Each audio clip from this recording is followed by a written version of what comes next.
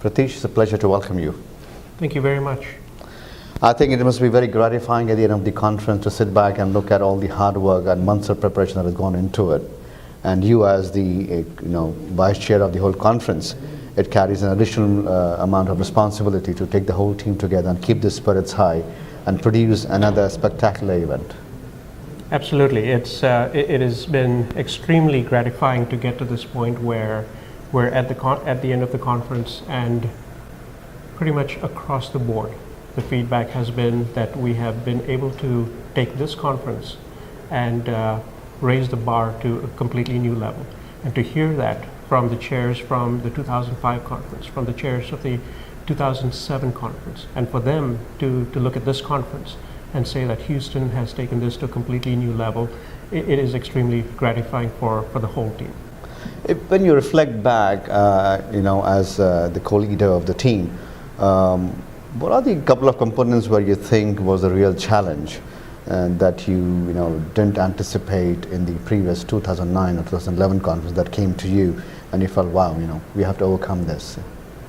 So I think there's the typical challenges that you face in terms of putting a conference together.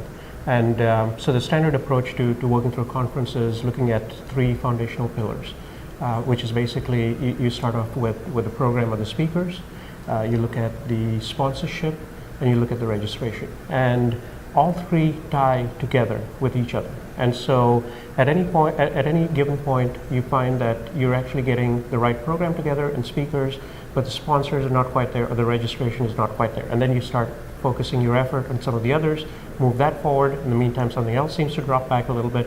But collectively, if you keep speakers, sponsors, and registration moving forward the right way, it really works out well. One of the things that this conference, again, set a benchmark for was that a year before the conference, we established the key performance indicators across speakers, sponsors, and registration, and reported that on a monthly basis. So the Penn ID organization knew exactly how we were doing, along with financials behind it, to know that we were on the right track. So when you're not devoting full time here building the conference, what do? I understand you are a strategy consultant. That is correct. I am the Chief Operating Officer for a management consulting firm called SenseCorp. As a strategy consultant, I just wanted to learn from you so we can help the ecosystem. Mm-hmm.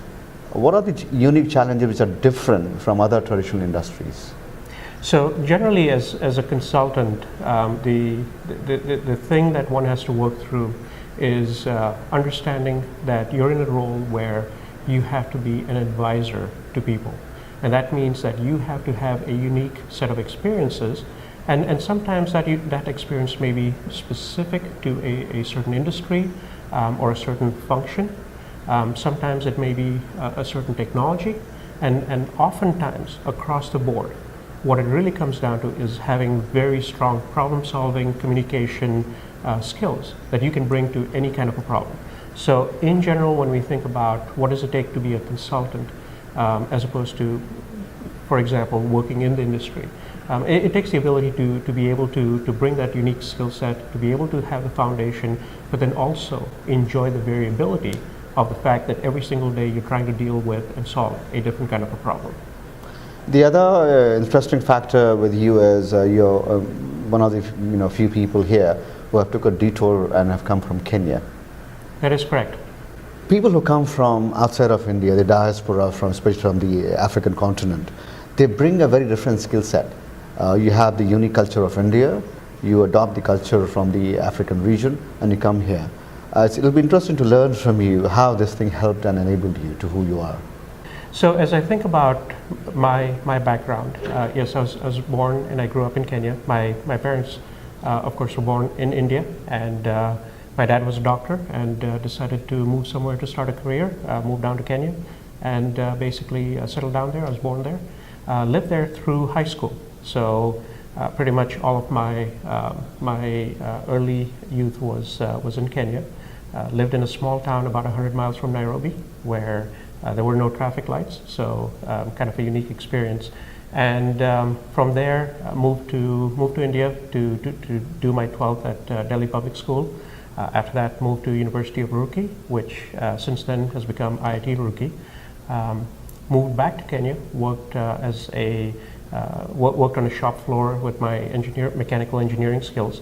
Decided that wasn't what I wanted to do long term. I had other interests, and so moved to the United States, to Chicago, got my MBA, and then the rest is really history, where after that worked for a couple of companies, jumped into consulting, did some big consulting, worked for big corporations, an internet startup, and now I'm with SenseCorp, and I've been there for the last 12 years.